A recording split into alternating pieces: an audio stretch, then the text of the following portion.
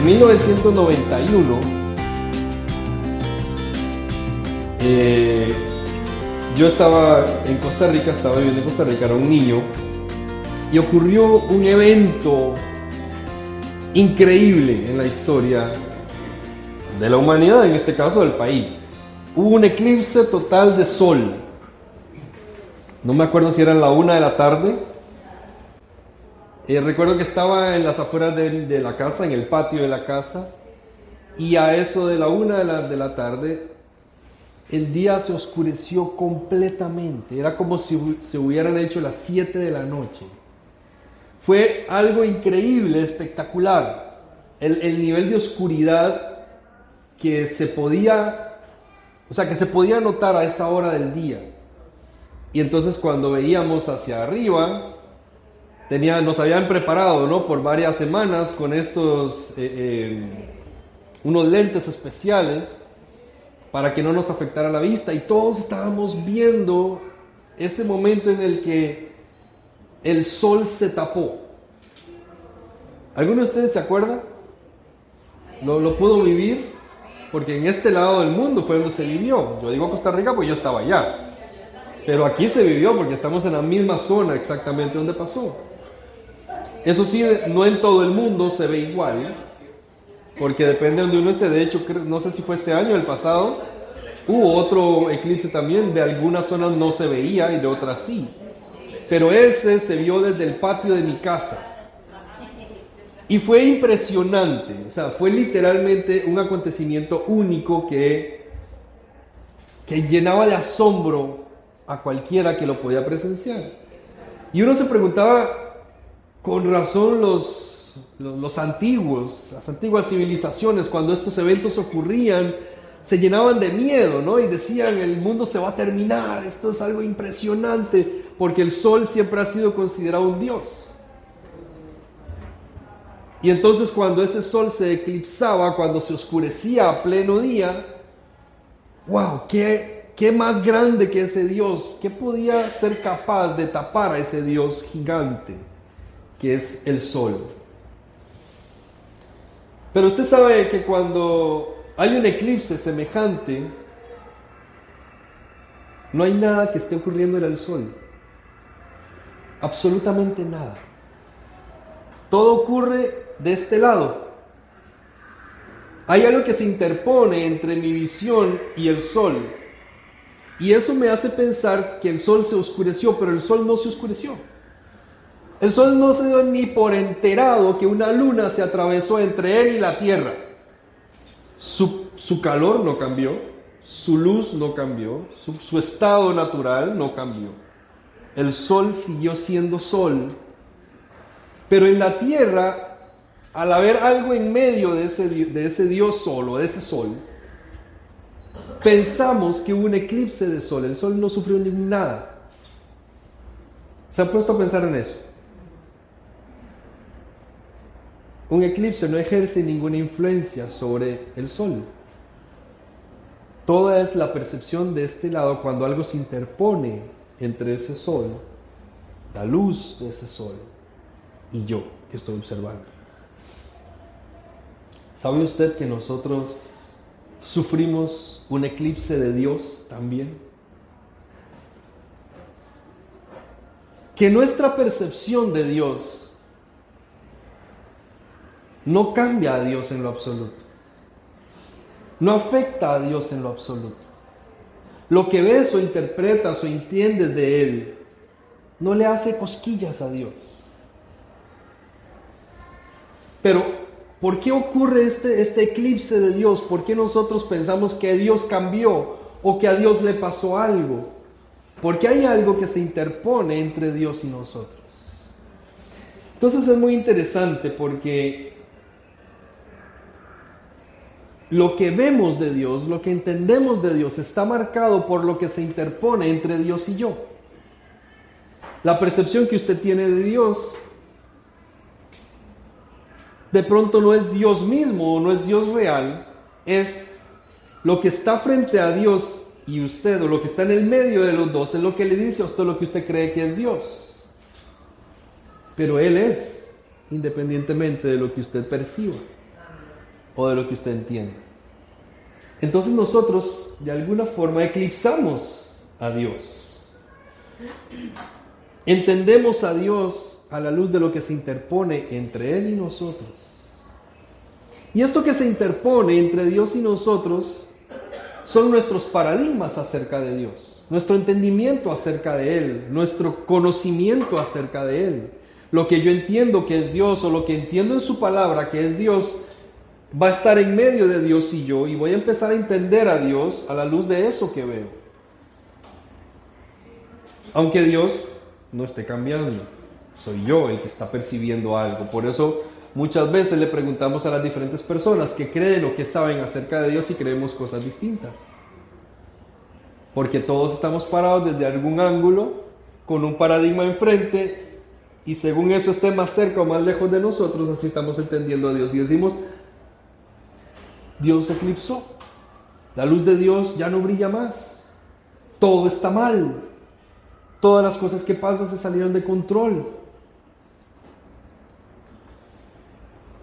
¿Qué pasó con Dios? ¿Por qué ya no se mueve en el mundo? ¿Por qué ya no hace milagros? ¿Por qué ya no interviene en la historia de la humanidad? Generamos ese tipo de cuestionamientos a veces, porque tenemos algo frente a nuestros ojos que hace que entendamos a Dios desde esa óptica. Entonces, la trascendencia de Dios, la grandeza de Dios, podría estar eclipsada por su entendimiento acerca de Dios. Y le invito en esta mañana para que usted haga este autoanálisis y se pregunte, ¿hay algo entre Dios y yo? Hay una luna, porque eso es lo que pasa en un eclipse solar. Hay una luna que se interpone no se interpone realmente, sino que por el movimiento de rotación y traslación, en un momento dado, se alinean los astros. Y la luz del sol, bueno, en el medio queda la luna y la Tierra percibe que hay oscuridad.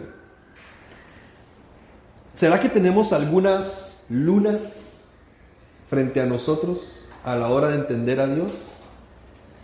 Hemos hecho un recorrido en estas semanas, hablando de Pentecostés, que significa 50 días.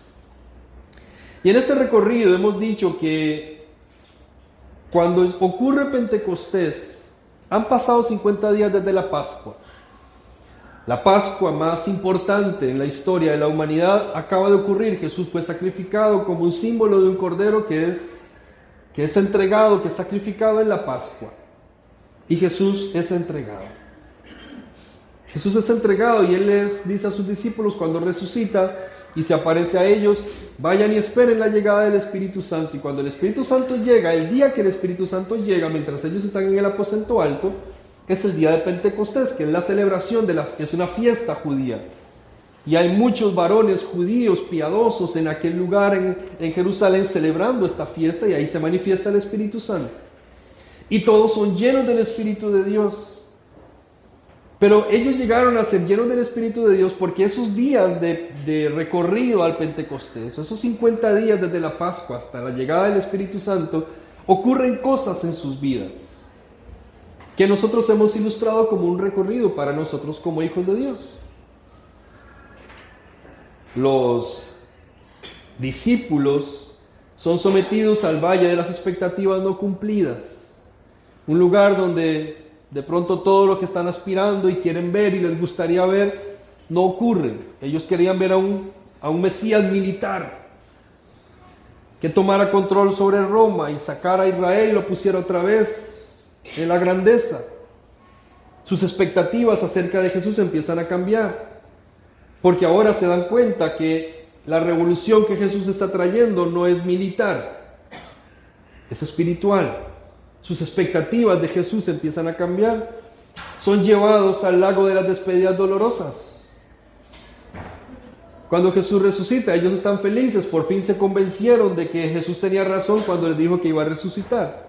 Y entonces resulta ser que ahora resucitado, les dice que se va.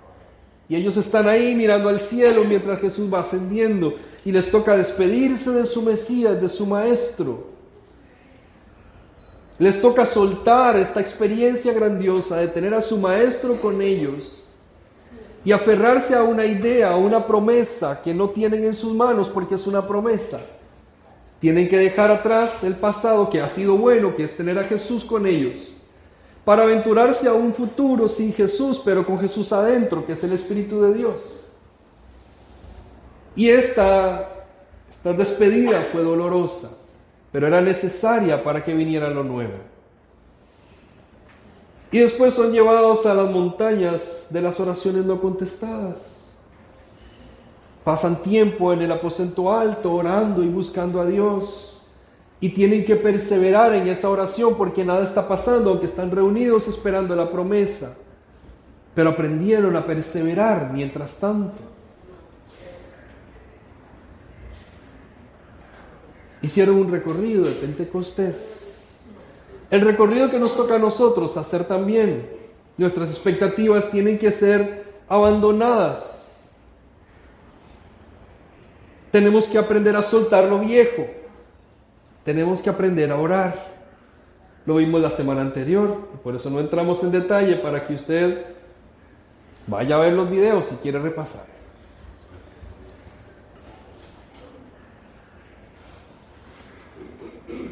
Ellos llegan a Pentecostés, o llegan al día de Pentecostés, esperando la promesa del Espíritu Santo. Pero pasan cosas en sus mentes, o empiezan a pasar cosas, porque no fue el final, fue el principio de una gran cantidad de cambios en los paradigmas que tenían los discípulos, porque lo que estaba por pasar iba a hacer que los discípulos pudieran pensar que Dios se estaba eclipsando, a menos que esa luna fuera removida. Tomás Aquinas dijo algo muy importante: si entiendes a Dios, ya no es Dios. Un Dios que se comprende no es Dios en absoluto. Es bien profundo y bien simple a la vez. Nosotros no podemos entender a Dios. El día que usted crea que entendió a Dios, ese Dios en el que usted cree no es Dios, porque Dios debe ser más grande, más amplio, y tu capacidad nunca va a llegar a entender a Dios. Por eso, si usted es de los que es muy racional como yo y le gusta entender las cosas, va a ser sometido a prueba aquí, porque Dios se va a dejar conocer. Y nos va a pasar como Moisés: Señor, yo quiero ver tu rostro. Si no, entonces no vamos a ningún lado porque tú vas con nosotros, pero déjame verte. Y Dios le dice: te voy a esconder aquí en una peña, en una roca, y te voy a dejar ver mi paso. Porque si tú me miras, tú te mueres, no tienes capacidad de comprenderme. Si usted se cree el sabelotodo de la vida cristiana, ya fracasó. Ya su Dios no es el Dios verdadero. Estamos conociéndolo, estamos descubriéndolo. Y nuestra mente tiene que ser capaz de entender esto. Esto fue lo que le estaba pasando a los discípulos en este punto. Pero los seres humanos solemos ser reduccionistas. Reducimos a Dios a nuestro entendimiento. ¿Podemos reducir a Dios? No, es un decir, eso es un eclipse. Reducir a Dios o ser reduccionistas de Dios es un eclipse humano ante la figura, ante la realidad, ante la grandeza de Dios. No podemos reducir a Dios, pero tratamos de reducir a Dios a nuestro entendimiento, a nuestro conocimiento.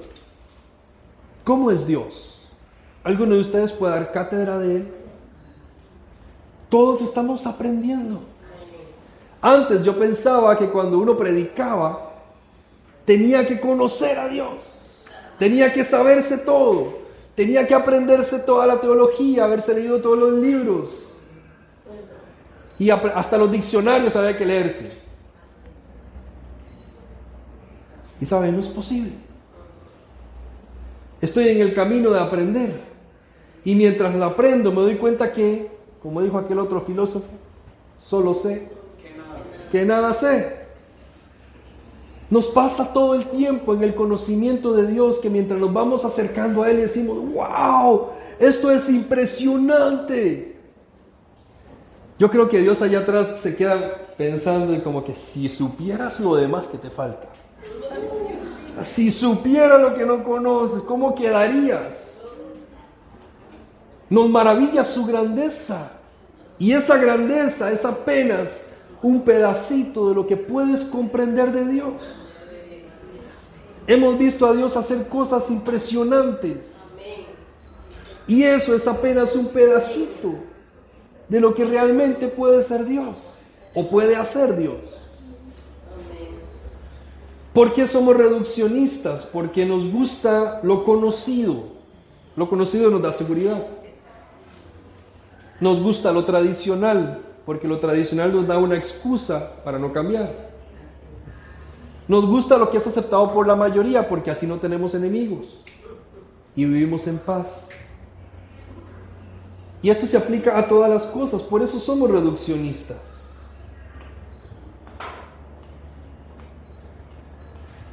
Pero no podemos reducir a Dios. Los discípulos tenían que entender que no podían reducir a Dios. Su mente tenía que explotar, literalmente tenía que abrirse a no tener límites. Pero ¿sabe algo que he entendido? Que la religión no es mala, pero limita. La religión es un intento nuestro de acercarnos a Dios, de búsqueda, de clasificar cosas, de idear pasos, de trazar medidas, para decir, bueno, si hacemos esto, más esto, estamos un poco mejor. ¿Es malo? No, es una buena intención de nuestro corazón intentar agradar a Dios, pero esa no es la única vía. Ese no es el único camino. Ese es el que tú entendiste. Por eso es que dentro del mismo cristianismo existen tantas versiones de la misma Biblia, de la misma vida cristiana, de la misma religión. Y diferimos en un punto, en otro punto y en otro punto. Y nos peleamos a ver quién tiene la verdad. ¿Quién tiene la verdad? ¿Los bautistas? ¿La Santa Iglesia Wesleyana? ¿Ah? ¿Quién tiene? ¿Asambleas de Dios? ¿La Iglesia Cuadrangular? No sabemos. Usted puede estar en el bando equivocado. Nuestro intento no es defender una posición de un hombre, un entendimiento de un hombre. Los cristianos desde hace 500 años o no sé cuánto más, nos hemos peleado entre posiciones marcadas. 2 para ser más exacto. Arminio, Calvino y un montón de cosas más adentro de eso. ¿Y sabe qué? No sabemos quién finalmente tiene toda la razón. Nos toca a nosotros decir, bueno, mira, estoy aprendiendo tanto de esto.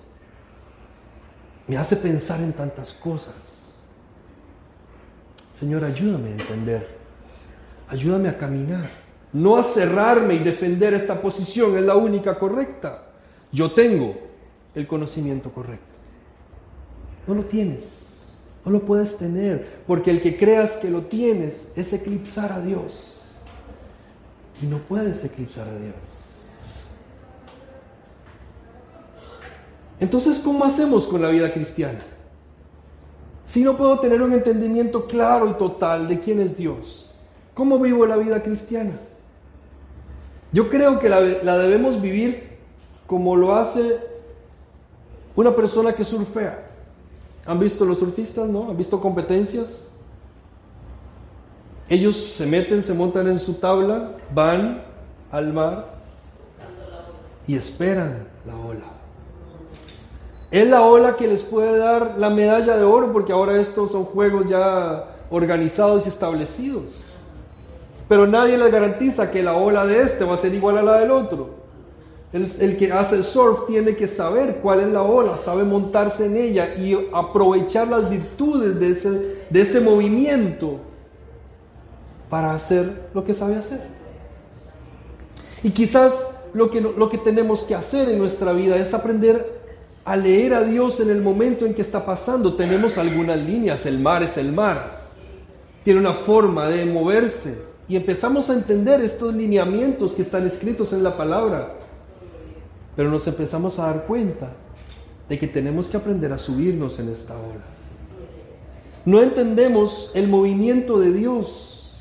Entonces lo que pasa a nuestro alrededor podría ser un movimiento de Dios y no lo entendemos, porque interpretamos las cosas a nuestro parecer, desde un parecer tan egoísta, que incluso lo bueno que decimos es egoísta.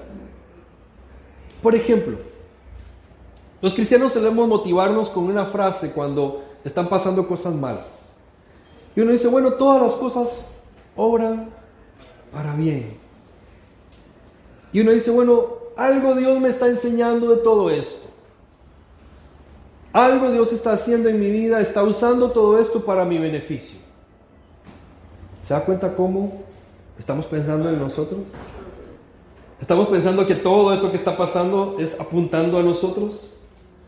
Y sí, las cosas que pasan Dios las usa para nuestro entendimiento, para nuestra formación, pero ¿por qué siempre pensamos en que se trata de nosotros?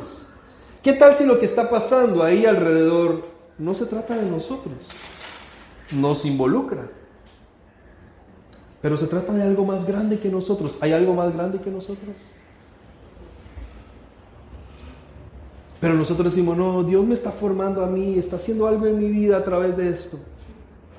Y tal vez Dios dice, no, estoy haciendo algo más grande. Es que nos parecemos políticos, ¿no? Así es como funcionan las cosas. La gente vota por el que le beneficia. No, a mí me gusta este porque nos va a dar esto, este nos beneficia. ¿Y cuándo pensaste en el beneficio del país? A lo mejor el beneficio de todos no es el tuyo. Y nosotros interpretamos todo a la luz de nosotros. Lo que pasa a mi alrededor es Dios haciéndome algo a mí. ¿Y qué de los demás?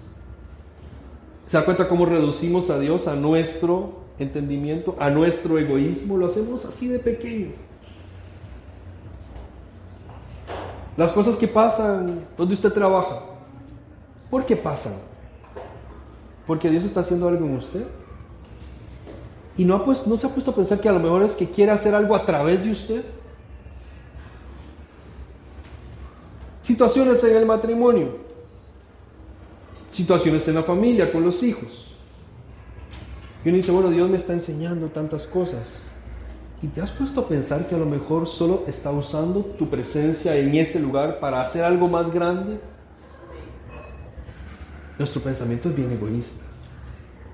Reducimos a Dios. Pasó una situación con los vecinos. Me dice, Dios me está librando a mí. Y no se ha puesto a pensar que a lo mejor eso pasó cerca para que usted sea el que haga algo. ¿Cómo hemos cambiado las cosas? ¿Cómo reducimos a Dios al yo, al egoísmo, a nuestra conveniencia? Hechos capítulo 2, versículo 1, que es el texto que da soporte a toda esta serie. Dice los primeros versículos: cuando llegó el día de Pentecostés, ustedes saben esto de memoria, estaban todos juntos en un mismo lugar. Y de repente vino del cielo un ruido como el de una ráfaga de viento impetuoso que llenó toda la casa donde estaban sentados. Estaban tan cansados que estaban sentados. Se les aparecieron lenguas como de fuego que, repartiéndose, se posaron sobre cada uno de ellos. Todos fueron llenos del Espíritu Santo y comenzaron a hablar en otras lenguas según el Espíritu les daba habilidad para expresarse. Y el texto continúa. Pero quiero que note lo que cambia en la mente de los discípulos al llegar Pentecostés. Después de este recorrido de 50 días, hay una cosmovisión en su entender que cambia. Y como hemos dicho desde el primer mensaje, no podemos ser llenos del Espíritu si no nos vaciamos de nosotros mismos. Por eso nos tenemos que vaciar de las expectativas, por eso nos tenemos que vaciar del pasado, por eso nos tenemos que vaciar de las oraciones egoístas, por eso nos tenemos que vaciar de nosotros mismos. ¿Qué cambian los discípulos? Recogí algunas ideas. Cambia su entendimiento de la religión, porque ahora ellos empiezan a entender que el judaísmo no es la religión que salva. Se da cuenta que esta nueva fe, esta nueva creencia es para todo el mundo. No hay que judaizarse. Este entendimiento empezó y continuó a lo largo de los años cuando querían judaizar a los gentiles, mandar a todos los hombres a circuncidarse, porque si venían a creer en Jesús tenían que creer en el judaísmo, y entendieron que no. Y esto era un rompimiento tradicional, cultural, religioso, intelectual. Cambiaba el entendimiento de las profecías, porque ahora las profecías se cumplieron. El Mesías había llegado. Para el judío que practicaba el judaísmo, las profecías siguen vigentes. Un día llegará el Mesías. Para el que cree en Jesús, Jesús es el cumplimiento de la profecía. Y eso tenía que cambiar su mentalidad, y entonces los convertía a ellos en herejes. Y los iban a expulsar de la iglesia y de la religión sana y correcta, porque estaban empezando a creer en un nuevo Dios, en una nueva ley. Y esto no iba a ser fácil. Tiene que cambiar su entendimiento del templo. Porque si usted nota lo que dice en los primeros capítulos de Hechos, dice que ellos se reunían en el templo todos los días. Pero en un momento dado ya no pudieron ir al templo. Empezaron a reunirse, ¿dónde?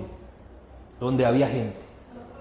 En la plaza, en la casa, en el camino, donde sea que ellos iban, había un grupo de personas. Esa era la iglesia. Por eso aquel otro iba por allá lejos y el Espíritu se llevó a uno de los discípulos y él dijo: yo quiero ser bautizado. Y dijo: vamos de una vez. Entonces el patrón jerárquico empieza a movilizarse, empieza a temblar, y la iglesia deja de ser un templo y todos empezamos a ser sacerdotes. Qué compromiso tan grande saber que usted tiene el mismo nivel de demanda que el pastor, porque usted es sacerdote para el Señor, y que el nivel jerárquico se empieza a tambalear. ¡Qué terrible! El liderazgo, la percepción del liderazgo empieza a cambiar. Porque antes los líderes eran aquellos hombres mega estudiados. Y ahora eran personas comunes, pescadores, igual que todos los demás. Jesús apareció como uno más de todos. No se distinguía entre ellos.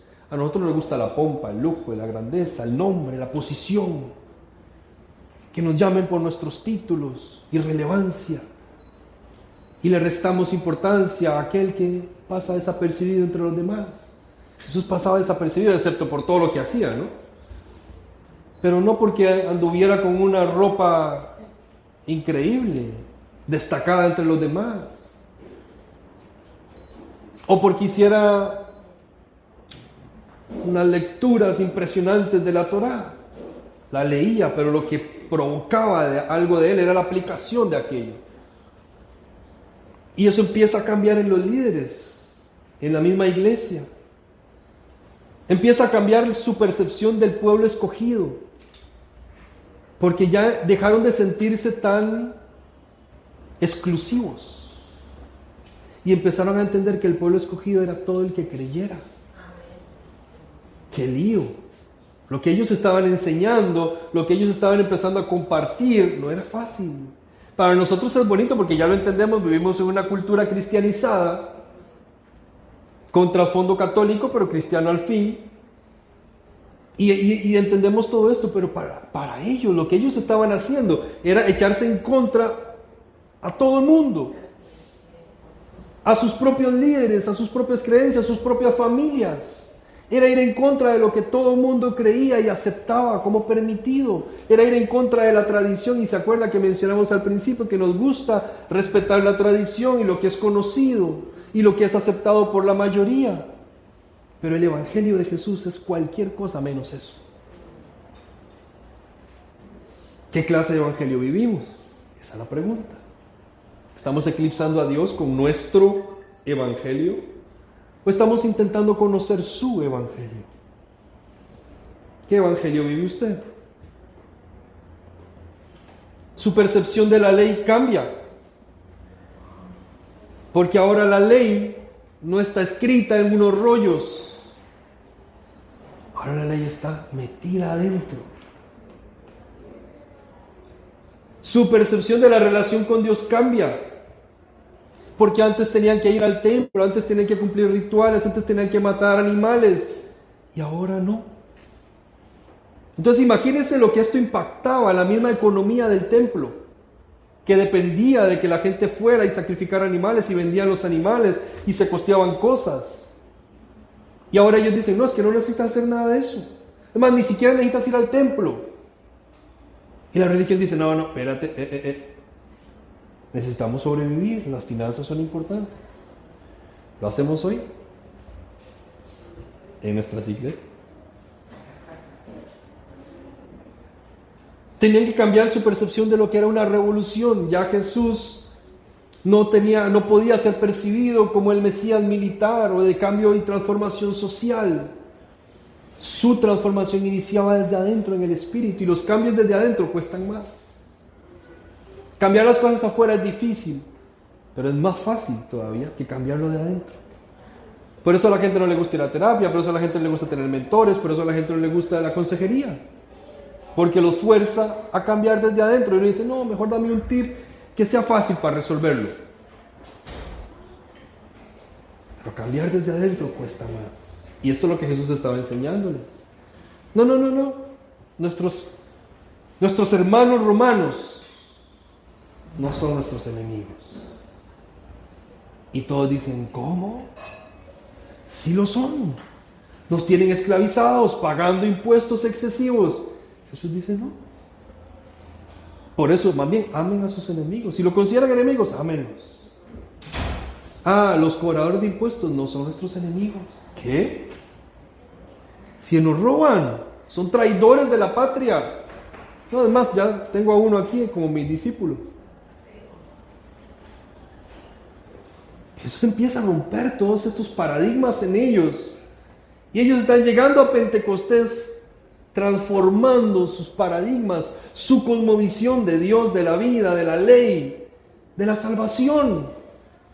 Porque ahora resulta que no había que hacer nada. Había que creer. Y el creer te empezaba a cambiar todo. Pero todos los 700 y pico de sobre reglas que se habían puesto no eran las que te iban a dar salvación, no eran los que te iban a aprobar delante de Dios. Era la gracia, el entendimiento de que por nosotros no podemos hacerlo. Eso cambió en los discípulos. Cambió el entendimiento de por qué venía el Espíritu Santo. Porque sigue diciendo el texto bíblico que cuando vino el día de Pentecostés y el Espíritu Santo desciende, todos comienzan a hablar en unas lenguas distintas. Y entonces la gente que está en la ciudad, todos estos varones que vinieron a la fiesta, al festejo, no vinieron a buscar al Espíritu Santo, porque ni creían en Jesús, eran judíos, se dan cuenta de que algo está pasando y oyen un escándalo por allá y dice, aquí la gente está borracha en plena fiesta. Pero a esta hora de la mañana, o sea que por lo menos en la noche, hermanos, esperen. Y nos unimos a ustedes. Entonces ahí aparece Pedrito, ¿no? Dice, señores, ¿ustedes creen que estamos borrachos? No, lo que está dominando nuestros sentidos no es el alcohol, es el Espíritu Santo. ¿Qué significaba eso? Significaba que la llegada del Espíritu Santo no pretendía darle lenguas a la gente. No pretendía poner una llamita sobre las cabezas de ellos. El objetivo de la llegada del Espíritu Santo no era que todo el mundo empezara a hablar en cosas distintas. El objetivo de la llegada del Espíritu Santo es que donde eso pasara, quienes estaban alrededor, que no sabían absolutamente nada del Espíritu Santo, lo conocieran. Ahí está uno de nuestros grandes problemas. Que cuando hablamos de Pentecostés y cuando hablamos del Espíritu Santo en nuestra vida, pensamos que se trata de lo que pasa aquí dentro del templo. Cuando cantamos, saltamos, brincamos. Y nos olvidamos que la misión y el propósito del Espíritu Santo no era llenar a la iglesia de movimientos. Era hacer que todos los que estaban alrededor dijeran, ¿qué está pasando ahí? Estoy notando que hay algo que está pasando. Debía haber una misión, porque la misión no eran los discípulos. La misión no eran los que estaban reunidos en el aposento alto. Ellos iban a ser ahora los medios para algo más grande.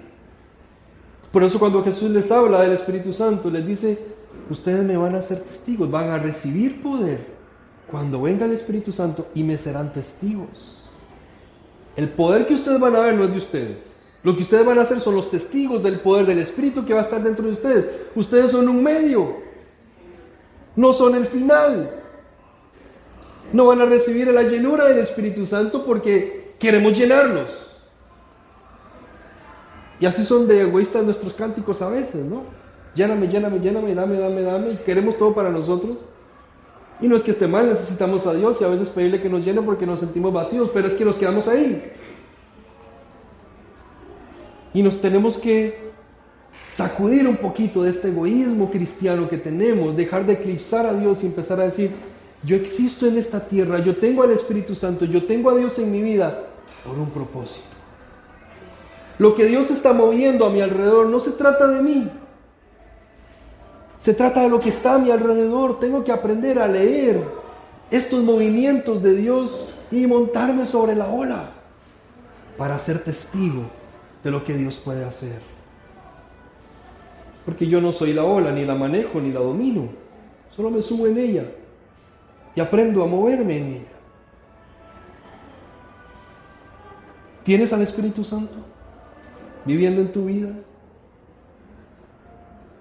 ¿Cómo se está dando a conocer el Espíritu Santo a otros?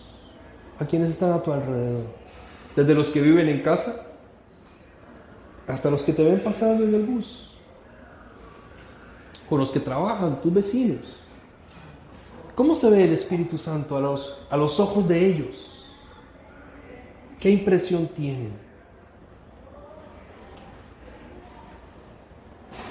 Nosotros desarrollamos una especie de amor y cariño hacia Dios y sentimos que Dios es personal. Y eso es hermoso, es bonito cuando llegamos a ese punto donde decimos, no es el Dios de otros, no es el Dios de mis padres, no es el Dios de mis amigos, no es el Dios de la iglesia, es mi Dios personal. Ahora tengo una relación personal con Él. Es hermoso llegar allá, pero es peligroso quedarnos ahí. Porque aunque Dios es su Dios personal, no es su Dios exclusivo. Usted no es el dueño de Dios. No le dice a Dios a dónde moverse y no moverse. Usted le dice, Señor, ¿a dónde vamos hoy? Señor, ¿qué quieres que haga hoy? Señor, ¿cómo debo responder a esta situación? ¿Cuál es la respuesta que debo tener frente a esto? Empiezo a entender que mi vida se trata de Dios. Aprendo a leer las señales a mi alrededor porque veo a Dios moverse. Y digo, ¿será Dios el que se está moviendo? ¿Sabe el próximo problema que usted enfrente esta semana? Piense, ¿qué está haciendo Dios en mí para este problema? No para beneficio mío, no para engrandecerme a mí, no para formarme a mí, no para darme algo a mí, que seguramente se lo va a dar, pero es que no podemos centrarnos en eso. Tenemos que pensar en los que están a nuestro alrededor. El Espíritu Santo vino con una misión. Y la misión no era llenar a los cristianos. La misión era dar a conocer, era restaurar al mundo entero. Sí, para eso teníamos que ser llenos del Espíritu Santo, pero no era el final de la historia. Era el principio de la historia. Pentecostés no se trata de lo que usted vive aquí llenándose de Dios, cantando y celebrando. Eso, y que usted canta y celebra y se llena de Dios, es para que usted se mueva a hacer algo diferente, para que sus hijos reconozcan que usted está cambiando desde que conoce a Dios verdaderamente, para que su esposo o su esposa diga: ¿qué te está pasando? Ahora te veo diferente. Para que tus papás digan: oh, lo está haciendo bien ir a la iglesia. Para que tus compañeros de trabajo digan: oye, ¿en qué secta te metiste?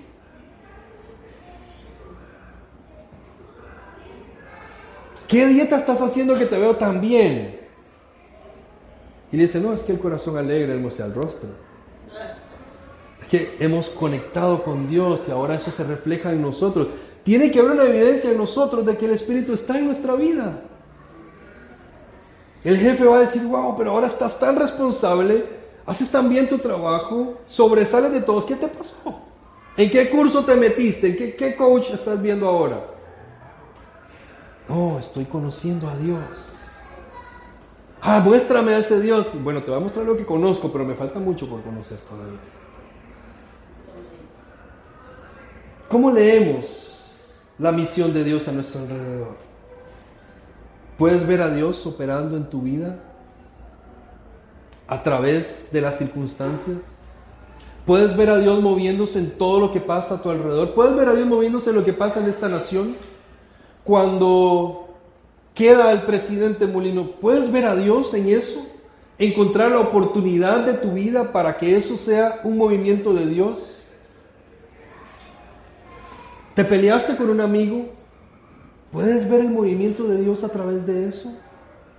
¿O tú crees que el movimiento de Dios solo pasa aquí adentro? Tal vez ese movimiento de Dios allá te está diciendo a ti que tienes que hacer algo.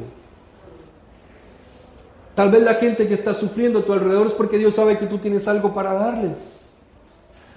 Y en vez de que sea: Dios está haciendo algo para mí, Señor, ¿qué estás enseñándome? Dios te va a decir que tienes que moverte, hombre. Que tienes que salir. Que tienes que aportar algo. Mira la gente a tu alrededor. Tú tienes para darles algo. Te he dotado de capacidades, habilidades, conocimientos. Haz algo con ellos. Para eso los tienes a tu alrededor. No para que te quejes o para que creas que estoy haciendo algo en ti. Es que te quiero usar a ti para hacer algo ahí. Somos llamados a sumarnos a la misión de Dios. No es ni siquiera su misión. Es la misión de Él. ¿Y sabe qué descubrí hace algún tiempo? Así de cruel lo descubrí. Que si yo no me uno a la misión de Dios, otra persona se va a unir. Que Dios no me va a estar esperando. La misión de Dios se va a cumplir con su vida en acción o sin usted. Si usted no se guindó, no se sumó a la ola, lo dejó. Espere la otra. Dios no te va a esperar. Dios se va a mover. Esta tierra es la que Él está restaurando y Él no se queda esperando y Él no va a comprometer el plan maravilloso de los siglos porque tú estás de perezoso. Él te dice: ¿te sumas? Bueno, Señor, pero es que tengo que... bueno, chao, en la próxima nos vemos. Cuando quieras ven, estás invitado, pero súmate. ¿Qué estás esperando? No, que yo no sé suficiente. No, que yo no tengo lo que se necesita. No, que no tengo mucho tiempo. Como dijo por allá, le dijeron a Jesús también que querían seguirlo, que pero primero, Señor, voy a enterrar a mis papás. Así que, no, vaya, pero no venga. Es que el que no deja padre y madre por seguir, no puede ser discípulo. Entonces estamos invitados a sumarnos a la misión de Dios. Súmese a la misión de Dios.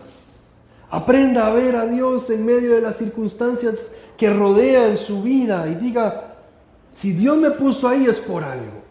Si Dios te puso en un país donde hay carencias es porque tienes algo para ofrecer. Si Dios te metió en una profesión donde hay tantas necesidades es algo porque puedes hacer algo por ellos.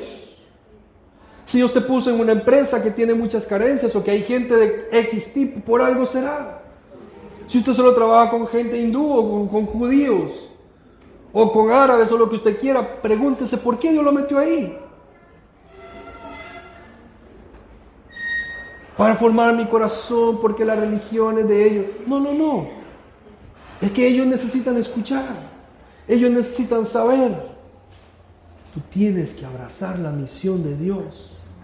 Aprender a interpretar todas estas señales. Dejar de eclipsar a Dios con tus entendimientos humanos. Y ver a Dios moverse. Me voy a sumar a la misión de Dios. Hay tanto trabajo para Dios. Hay tanto trabajo que hacer en esta misión. A nosotros, y cierro con esto, nos gusta meternos en grupos de cosas, sobre todo si nos dan títulos. Si yo soy el líder de tal cosa, sí, voy a sumarme a esto. Húyale mejor a eso y comienza a hacer la misión y se dará cuenta que no le falta nada por hacer, no le falta actividad, ocupación, le falta tiempo más bien. Uno quiere hacer tantas cosas para el Señor y hay tanta necesidad. Yo lo digo en Casa de Gracia todo el tiempo, aquí hay tanto que hacer, hay tanta necesidad. Somos una iglesia pequeña, pero tenemos una misión tan grande que si usted aquí no hace nada es porque no quiere. Pero aquí hay demasiado trabajo. Hago todo lo que me alcanza. Pero necesitamos gente que haga más. ¿Y usted sabe qué necesita para hacerlo? Decir que sí. Por eso le dije al principio, Dios te trajo aquí con una misión. Pero tú no eres el destino de esa misión. Tú eres el medio para cumplir esa misión. Súmate a la misión de Dios. Ni siquiera uno abraza la misión como si fuera de uno. Uno abraza la iglesia como si fuera de uno. Es la misión de Dios. Es la misión de Dios. Y la misión de Dios empieza en las cosas más pequeñas. Piense en su mejor amigo o su mejor amiga.